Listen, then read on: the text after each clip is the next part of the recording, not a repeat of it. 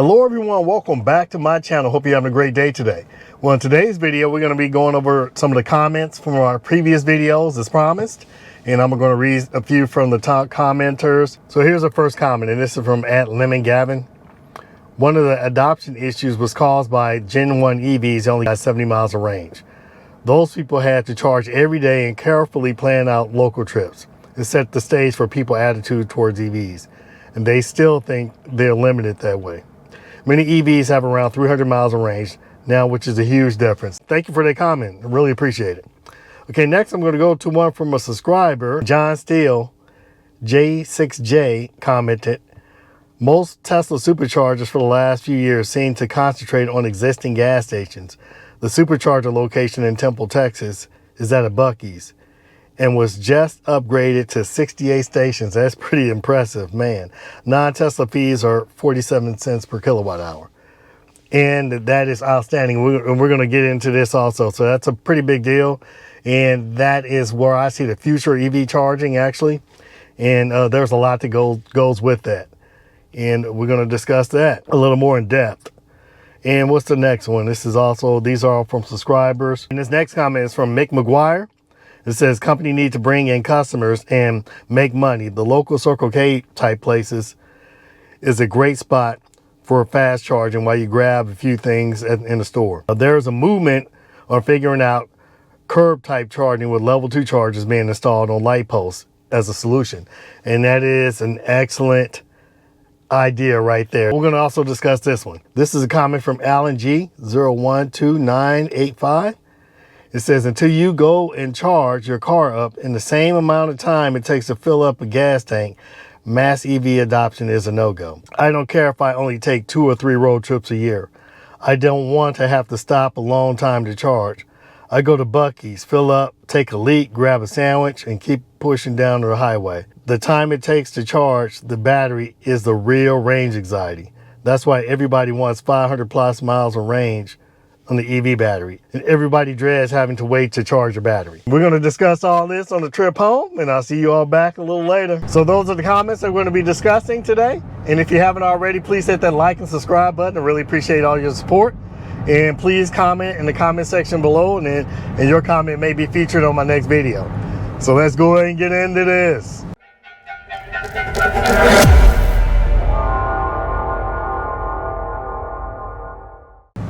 Okay, the first commenter discussed how in the early days, EVs got very little range, and that's very true. I remember coming into work one day, and I was in my Chevy Volt, and that's if you don't know, that's a plug-in hybrid vehicle, got anywhere from 30 to 50 miles of range, depending on how cold it was outside. And this gentleman was in the Nissan Leaf ahead of me, and I remember talking to him. I was like, hey, how much range do you get in this Nissan Leaf?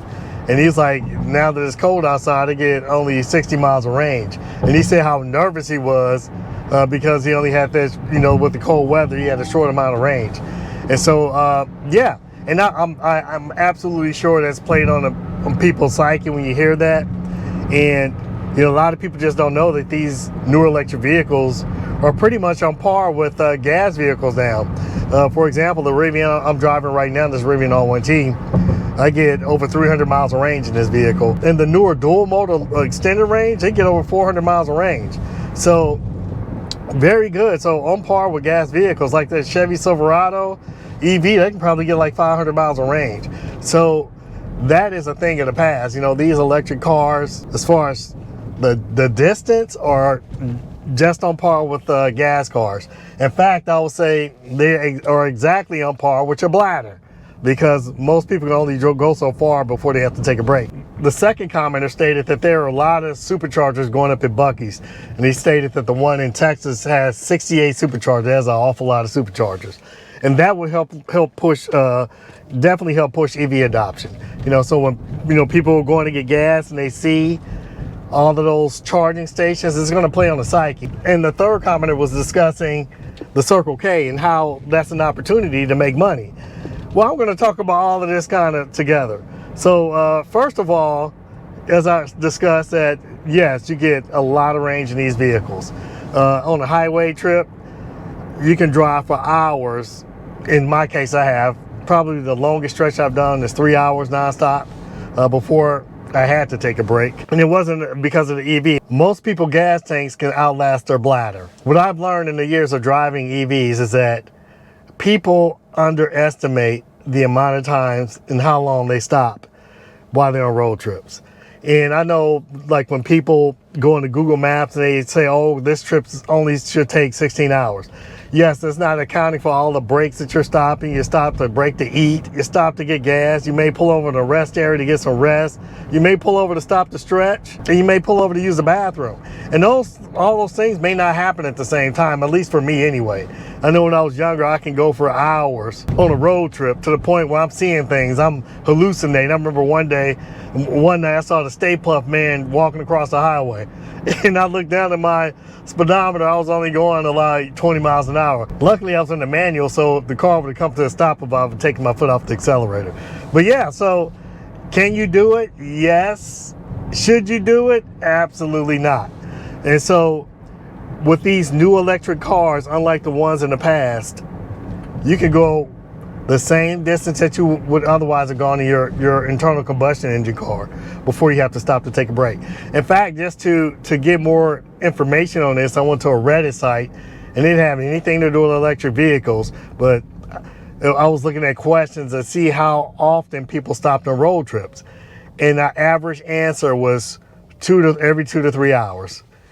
And especially people who are traveling with family. They say if I'm by myself, I would try to just go as far as I can, until my bladder tells me I can't go any farther. But when I'm with my wife and my family, I'm stopping every 2 or 3 hours. And I say that is absolutely true for me. In fact, that's about as far as I can go.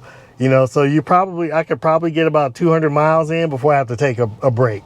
And I will tell you this, is that I feel so much more relaxed when I get to my destination, because it forces you to stop. You have to stop to charge for a longer period of time than you otherwise with gas. Now, to tie it in back with the second and third comment, there was a study done by Payless Power, and the results of the study was that the average person spent 20 minutes at the gas station, and they spent around $69. So that ties in perfectly with the EV stop to charge your vehicle up. And like, as I said earlier, is that people have no idea how much time they actually spend at the gas station. I actually did a video that kind of addressed this also, where I timed myself once I deviated from my route to see how long it'd take to go to get gas and then go back home. And mine was around 18 minutes there or so. And I didn't even go into a store. I just pumped gas and left. But I had to wait to pump gas and all this other stuff. This is interesting.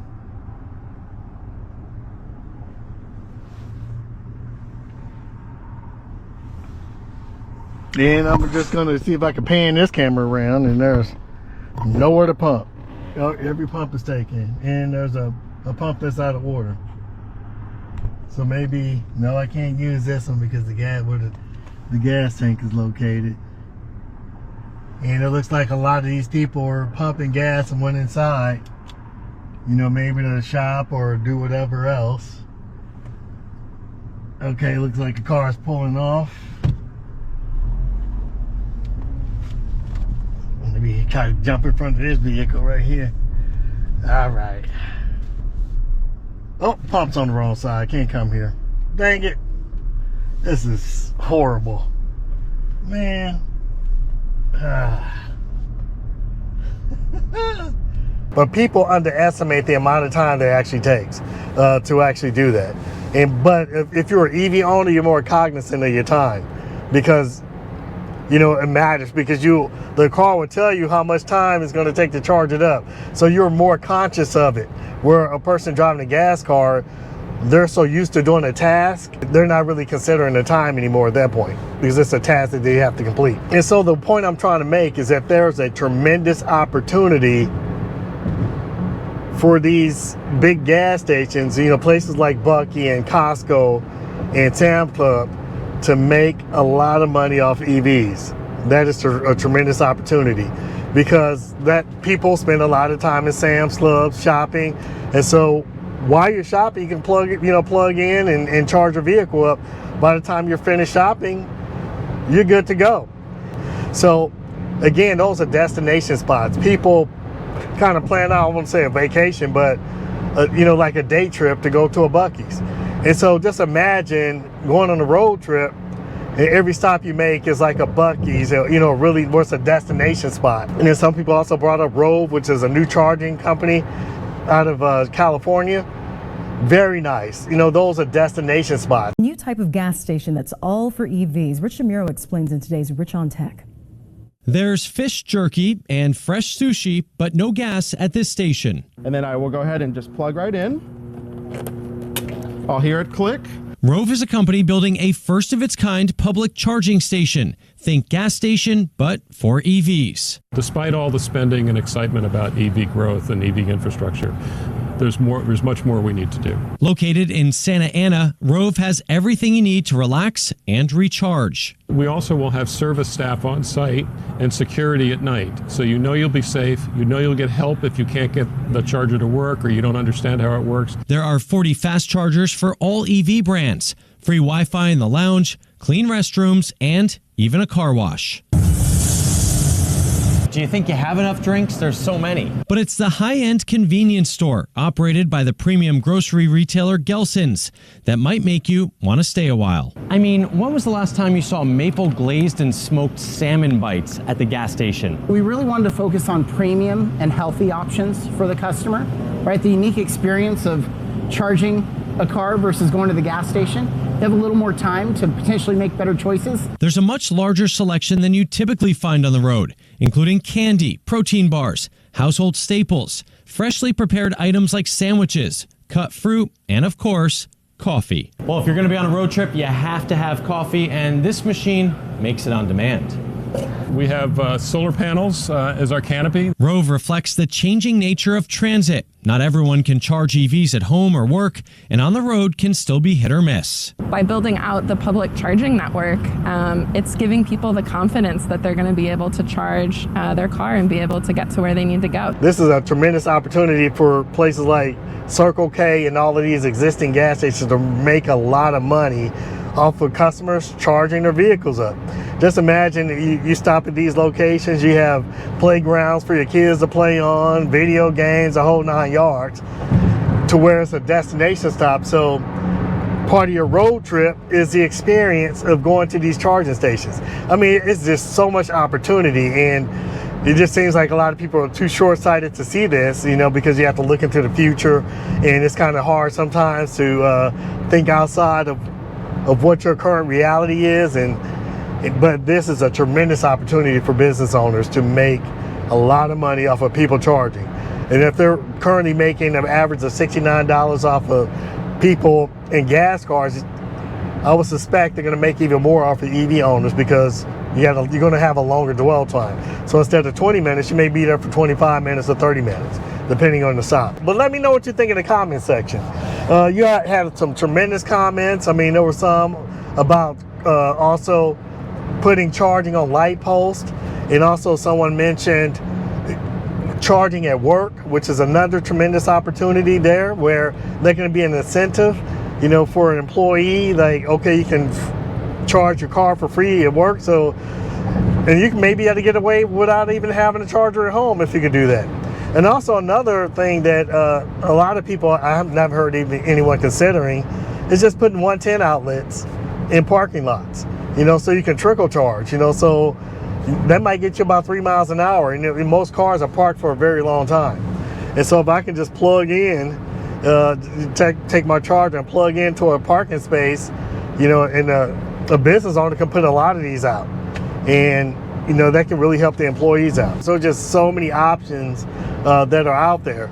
But here's something that I don't think a lot of people are considering. Most people assume over time electrical rates will go up, and that's true, they will go up.